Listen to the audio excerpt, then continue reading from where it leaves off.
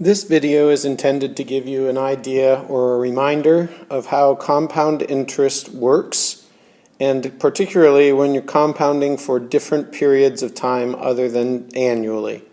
So in this example, if you put $5,000 into an account that pays 6% interest for 8 years, in other words, 6% is the annual rate. That's how much you would get, is a 6% bump on your amount, or a 6% increase on your amount, at the end of 1 year or at the end of each year. So it's the annual rate. It is your yearly amount. So if you were getting this compounded annually, you would get $5,000 times 106%. So in other words, 106% of $5,000 each year. So you could take $5,000 and multiply it by 1.06, and that would get you what you would have after 1 year. And then you would multiply that by 1.06, and that would bump you up 6% to what you would have at the end of 2 years. And then you could multiply that answer by 1.06, in other words, get 6% increase on the new principal, and continue to do that for 8 years. But we've already discovered in our previous video and class that this means we can simply do 1.06 8 times. We can multiply by 1.06 8 times, and the shorthand for that is 1.06 to the 8th power. So this is going to give you a number that is going to multiply your $5,000. So it'll be 5,000 times 1.06 to the 8th power. And that number is approximately 1.59384, etc., 1.59384, and so on. And then when you multiply that by 5,000, you get an answer of $7,969, and rounded to the nearest penny, 24 cents. So that's what happens if you're getting compounded annually.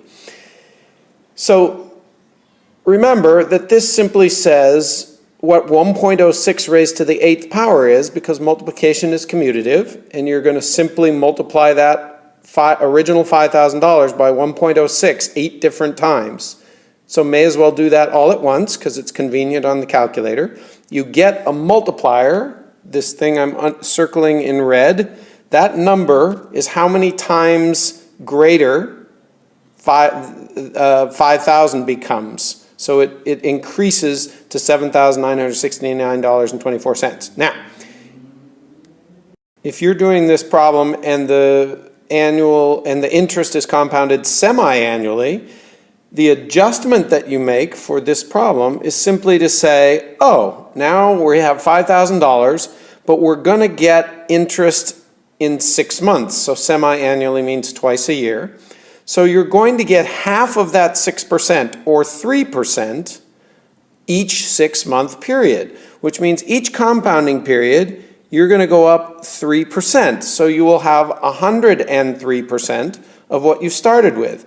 But of course, now that you're doing it twice a year, you'll have twice as many compounding periods. So you wind up getting interest on your interest a little sooner than you would have when you were doing this compounded annually. So remember, it's 3%, because that's half of 6%, because you're only going for half a year before you get your interest paid to your account. So it's a 3% increase, so you multiply by 1.03, but you do it twice as many times, so you do it 16 times in those 8 years instead of just 8 times. Now that's going to give us a slightly bigger multiplier, which I'm going to calculate, and that comes out to a multiplier of about 1.60470, and so on. And when you multiply that by your original $5,000, you come up with $8,023.53. So this has allowed you to gain interest on your interest a little bit sooner, which means you build up your bank account slightly faster. This is the adjustment you make for semi-annually. To continue this process, if we were to do 6% but compounded quarterly, then we would get 6% divided by 4 which is, as a decimal, 0.015, which means that you are going up 1.5% each quarter. So your multiplier now is 1.015, in other words, 101.5%. This is the decimal for 101.5%. But we're going for 8 years, 4 times a year. So each of these compounding periods, we're going to multiply by 101.5% 4 times a year for 8 years, which means for a total of 32 compounding periods. So that simply means that we get interest on our interest even sooner again. So this number will also give us a multiplier, which is approximately equal to 1.61032, etc. And when multiplied by $5,000, gives us once again even a slightly higher amount, not hugely bigger, but slightly higher. And when rounded to the nearest penny, it's about $8,051.62.